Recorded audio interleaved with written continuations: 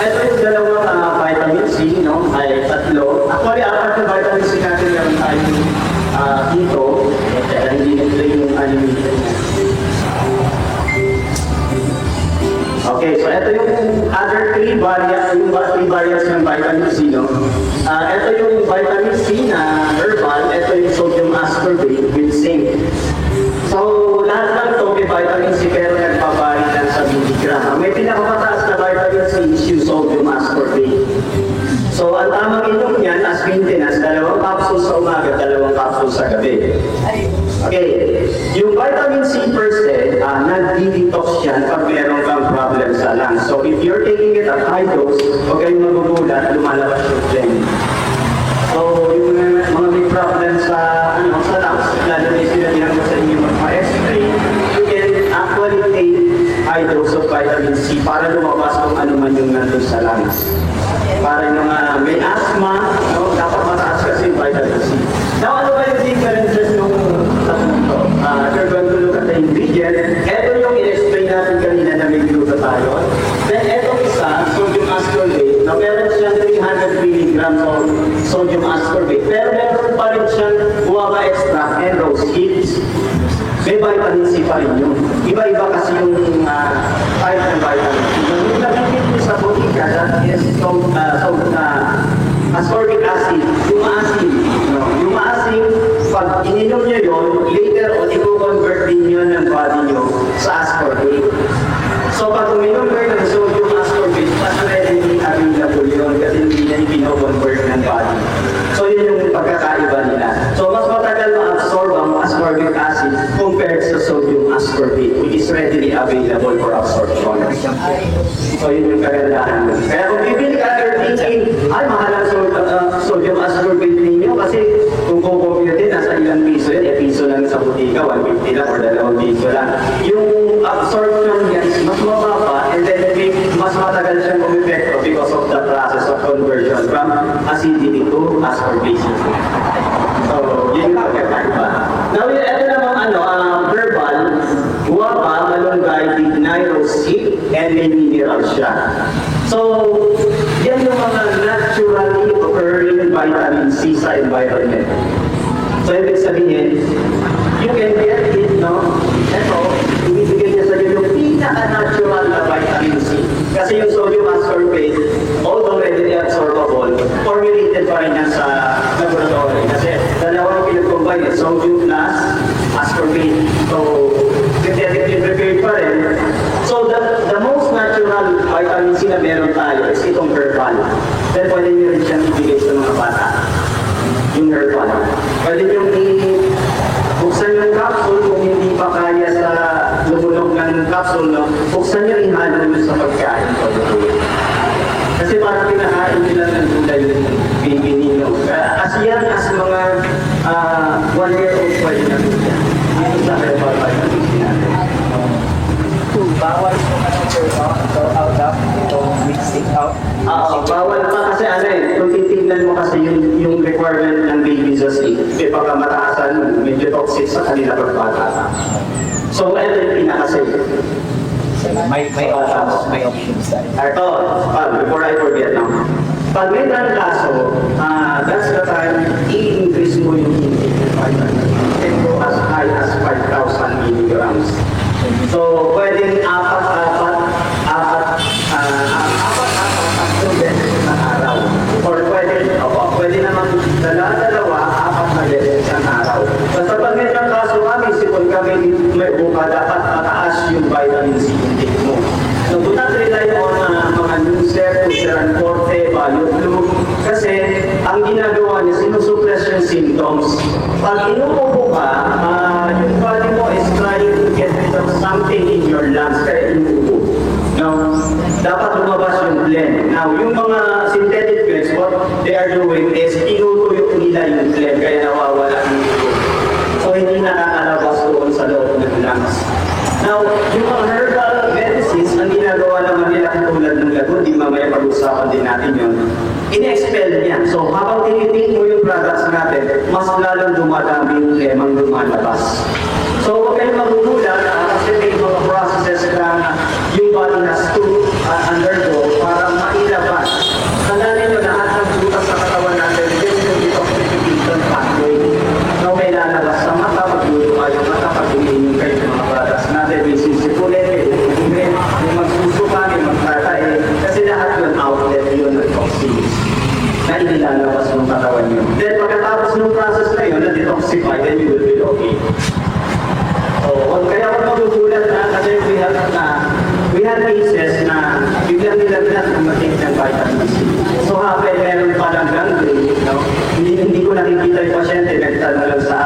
biglang green siya. So, napaka-weak ng immune system, hindi maka-generate ng fever yung body niya. So, nung nakainom ng high dose ng vitamin C, nag-generate ng fever. Nilagnat siya. Kasi may sugat eh. Yung nilagnat is, ang trabaho kasi ng fever, pag high temperature, tinatry niyan immobilize yung production ng bacteria sa katawan. Yun yung trabaho ng heat sa katawan. Kaya may fever ka. Pag may infection, may fever. Kasi para hindi mag-spread kagad yung viruses, inukunting ng body. Pinapabagal niya yung spread ng virus. Kaya huwag kayo magugulat o may mga healing crisis na nararanasan pag tinitig nyo yung product at first time yung mag-take. It's natural. Kasi nag-detoxify lang yung body. Merong konting problem sa atay. Sino yung mga yun? Yung mga medyo tumataba ng konti na nagkakaroon ng fatty liver, design itong vitamin C sa kanila. Yung with glutathione. So kung napansin nyo, medyo nalaki yung belly nyo, kakain ng kanin, eto yung i-take yung vitamin C. Now, aside from detoxifier siya ng liver, yun din vitamin C plus zinc, L-glutathione collagen, dinisign din siya para sa skin. So kung gusto nyo mas maganda yung skin niyo, eto rin yung vitamin C na i-take ninyo, kaya lang itataas yung dosage. So, the right dosage is 3 sa umaga, 3 sa gabi. Kasi according to research, now you have to take at least minimum of 250 milligrams of glutathione for anti-melatogenic effect. So, ano yung anti-melatogenic? Yun yung pumuputi, kumikinis yung balat, yung pigmentation nag-less. So, yun yung epekto naman nitong vitamin C. Yung sodium ascorbate, this is pure vitamin C, pero complex pa rin po siya. Kasi yung content niya is just 300 milligram of sodium ascorbate, pero may inad pa kasi na guava, extract, rose hips. So, ibig sabihin, hindi lang vitamin C yung content niya, but rather, we call it vitamin C complex. Kasi yung guava, rich in folic acid yan. So, kung nag-a-anemia kayo din, folic acid. So, eto, sodium ascorbate naman, ang tamang inom niyan, for maintenance, no? 2 sa umaga, 2 sa gabi. Kasi kailangan mo at least mag-maintain ng 1,000 mg of vitamin C in a day. Yun yung maintenance talaga. Yung 500 kulang, may stress ka lang dyan sa kalye, magalit ka dyan, wala na yung epekto ng vitamin C mo, naubos na. So, kaya kailangan mo ng higher kasi vitamin C is the cheap, water-soluble antioxidant ng katawan. So, protection yan. The higher you take, mas protektado kayo sa sakit. Now, the last is yung vitamin C. This is natural na herbal vitamin C. So, yung component niya, pinagsama-sama yung all ingredients that are the richest sources of vitamin C, like guava, malunggay, bignay. No, bignay is also good for your kidneys. Kaya kung may problema sa kidney, ito yung ibibigay natin na vitamin C sa kanila. Itong vitamin C na natural. So, bignay, meron pa siya rosy extract. So, lahat ng yun, mataas yung content ng vitamin C. And, hindi lang vitamin C, natural antioxidant yung content ng vitamin C natin. Kaya mga kasiguro kayo na hinihahapdi yung sigura, then at the same time, makakatulong yan doon sa mga bata. Kasi natural yung ingredient, pwede nyo buksan yung capsule yan, ihalo mo sa food ng mga kids. It's really safe. Okay, so yan yung ating mga vitamin C. Then, we have yung benefits niya. So as I have said, vitamin C is the chief water-soluble antioxidant of the body. So what is oxidation, by the way? Why do we need to take antioxidant? No? Kasi sabi natin, narinig natin yung antioxidant lagi. Pero ano ba talaga yan? Ano yung oxidation? So, let me just briefly explain. Whenever we breathe kasi, we need oxygen to live. Huminga ka, tapos ginamit ng body mo yung oxygen through cellular respiration, nag-create ka ng energy whenever you breathe, no? You need that to live. Kaso the problem is, yung oxygen is corrosive. Nakikita niyo yung bakal? Ano nangyayari sa bakal pag na-expose sa elements? It's not really the water na nagpapakalawang dun sa bakal, but rather the oxygen. Ganun yung corrosive. acid si oxygen. And if you're going to experiment, ikukulong mo yung isang daga sa loob ng isang sealed na container and you will give that rat, no, 5 times the oxygen of our environment, which is 100% oxygen kasi 21% of our air is oxygen eh.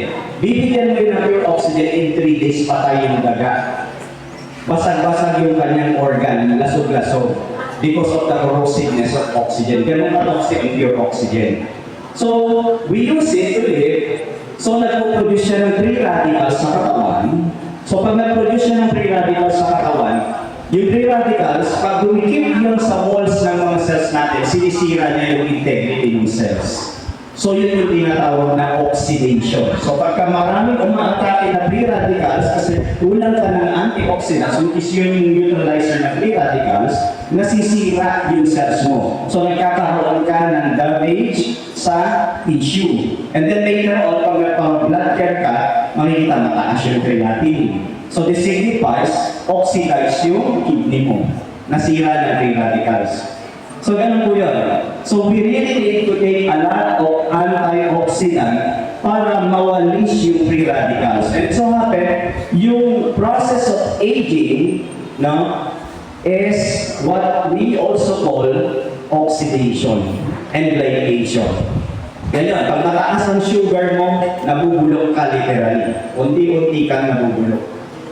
So, kailangan mong labanan yung pagkabulok, which is oxidation. So, by using antioxidants from your supplements, no, from your foods, mapapabagal mo yung process ng aging. Di ba nakikita niyo si Ma'am Rose, di ba? Oh. So, ilang taon na si Ma'am Rose, tapos yung actual na itsura niya ilang taon. Doon yung masasabi na ang tao, gumagamit ng antioxidant. You look younger than your age pagka mataas yung antioxidant. So vitamin C is one of them. Marami pa tayong antioxidant na i-discuss mamaya. Then secondly, in higher doses, now it is a strong antioxidant that may reduce the risk of chronic diseases such as cardiovascular disease. So ibig sabihin, pag may sakit ka sa puso, kailangan mo ng mas higher dose ng vitamin C. So ano yung example ng cardiovascular disease na common? Hypertension. Pag high blood ka, that's cardiovascular, that's a type of cardiovascular disease. No? Kailangan mo ng higher dose ng vitamin C. Then another thing, pag meron kang upper and lower respiratory tract infection, so pag merong history ng TB, merong history ng asthma, no? Merong history ng pneumonia, nag-i-smoke ka, you need higher dose of vitamin C. Alam niyo po ba when you smoke, ang unang napaplush sa katawan niyo, vitamin C. Yun ang unang nawawala pag nag-i-smoke ka. Kaya mas kailangan mo mag-vitamin C pag nag-smoker ka. Then another thing, pag kumain ka rin ng matamis, kaya nakakahina ng immune system ang mga sweets, ang napaplush out din is vitamin C. So pagka kumain ng matamis, kailangan mas mataas yung dose ng vitamin C. So nakikita niyo po, kaya pagka too much sweet, later on, mamaya may tartaso na, sinisipon na, iniibo na, nagtotonsillitis na. Di ba kaya bawal yung sweet sa mga may tonsillitis? Kasi nga, napaplush out yung vitamin C ng sugar. Okay, so another thing, cancer. So, in alternative medicine, we actually use higher dose of vitamin C. Katulad ng 9,000 milligrams, no? 10,000 milligrams. Pinapasok na namin yun dito sa ugat, ID na siya. No? Kasi the higher your dose, nakakapatay din siya ng mga tumor sa katawan. Kasi yung immune system mo at higher dose ng vitamin C, nagiging very, very active sila. So pag active sila, kaya nilang buksan mga viruses at bacteria, including mga tumors sa katawan natin. Then vitamin C helps battle high blood pressure by relaxing blood vessels. So this is the difference between your common ascorbic acid in the pharmacy and yung sodium ascorbate. Pag uminom ka ng ascorbic acid, no, which is only mga 2 pesos lang yan sa butika, sasabihin niyo mura in comparison, mas mahal si vitamin C natin, no? Mas mahal siya. sasabihin nyo, dito na lang ako mas mura. Pero ang hindi mo naiintindihan, later on, yung ascorbic acid will be converted into ascorbate sa loob ng katawan mo. So mababawasan na yun. Yung 500 mg na vitamin C tablet, nagiging 250 na lang yung absorption rate nun kasi because of the conversion. So yung sodium ascorbate, in comparison, no, is readily absorbable by the body kasi hindi na i-convert from acidic vitamin C to ascorbates, readily absorbable na siya. So higher yung potency, yun yung kagandahan ng vitamin C natin. Then another thing, it facilitates fat and cholesterol metabolism. So kung mataas yung cholesterol, kailangan pa rin mag-vitamin C. Kasi cholesterol is there to protect us. Ambulansya ng katawan ng cholesterol eh. So huwag kayong magugulat kung bakit mataas ang cholesterol ko. Your body is toxic and your cholesterol is elevated to protect you. Yun yung function ng cholesterol. Ambulansya siya ng katawan. So what the Western medical practitioners are doing, they're shooting down the cholesterol itself, which is just a physiological reaction of toxicity ng body. So mali, di ba? So dapat find out why the cholesterol is elevated and then yung i-shoot down mo yung nag-focus ng elevation. So when you take vitamin C, nakakatulong siya to naturally lower down your cholesterol. Then another thing, reduces blood uric acid and helps prevent gout attack. So kung may rayuma ka, kailangan mo pa rin ng vitamin C kasi sinushoot down niya yung uric acid, nag-help siya para ma-flush na sa body mo. With, of course, with the right amount of water intake. Kasi hindi mo maiihi yung uric acid kung hindi tama yung water intake mo. Kasi sa urine siya lumalabas at saka sa sweat yung uric acid. Nakita niyo yung pupo ng ibon? Yung pupo ng ibon, di ba kanina may lumilipad-lipad na ibon dito? Na-observe mo yung pupo nila. Anong color? May white. That's actually uric acid yung white. Color white siya. So sa pupo nila lumalabas sa atin sa urine at saka sa sweat. So yun po. Then it helps prevent iron deficiency anemia by improving iron absorption. So this is now the problem. Pag anemic ka, nag-take ka ng ferrous sulfate. Pero ang problema doon, at higher dose yung iron is toxic to the liver and to the brain. So anong dapat mong gawin para mapataas mo yung absorption ng iron? Take higher dose of vitamin C. Ganun lang. So pag anemic ka, dapat nasa 1,000 yung daily dose mo ng milligram, yung daily dose mo ng vitamin C. And then, mag-take ka ng kahit minimal na ferrous sulfate. Huwag mo siyang i-high dose kasi toxic ang iron at higher doses. Ang vitamin C, hindi siya toxic. Okay? So, 7, nag-boost siya immunity by helping the body produce more white blood cells, and when needed, at saka yung vitamin C helps white blood cells function better. Alam niyo po yung Clorox, at saka yung agua oxinada. Alam niyo po yun. Saan ginagamit yung Clorox? Pang-disinfect, di ba? Sa toilet, at saka yung pagka may germs dyan, lalagyan natin ng Clorox para ma-disinfect. Yung agua oxinada, saan ginagamit? Pang-disinfect ng sugat, tama? Sa loob ng katawan natin, pag may virus, no, ang ginagawa ng immune cells, nagbubuga sila ng fluid doon sa virus, similar to the bleach, yung Clorox, at saka yung agua oxinada. So yung white blood cells, actually nagpo-produce sila para patayin, disinfect yung mga viruses and bacteria sa loob ng katawan natin. Yung vitamin C, yun lang ang nakaka-power sa kanila para makapag-produce ng ganong effect. Kaya, pag may viral infection, in case na may flu, may sipon, may cough, no, mag-take kayo ng mga 2,000 to 3,000 milligrams of vitamin C. So, tignan nyo lang yung likod ng vitamin C natin, yung content na vitamin C niya, then do the math. I-compute nyo lang. I need to take 10, 1,000 milligrams sa breakfast, 1,000 milligrams sa hapon, 1,000 milligrams sa gabi, pag meron kang aso, para mabilis gumaling. And last but not the least, vitamin C helps shorten wound healing and recovery time from many disorders. So, when you take higher dose of vitamin C, whatever your sickness is, mas mabilis kang nakaka-recover. Yun yung power ng vitamin C. Kaya mother of all vitamins ang tawag sa kanya.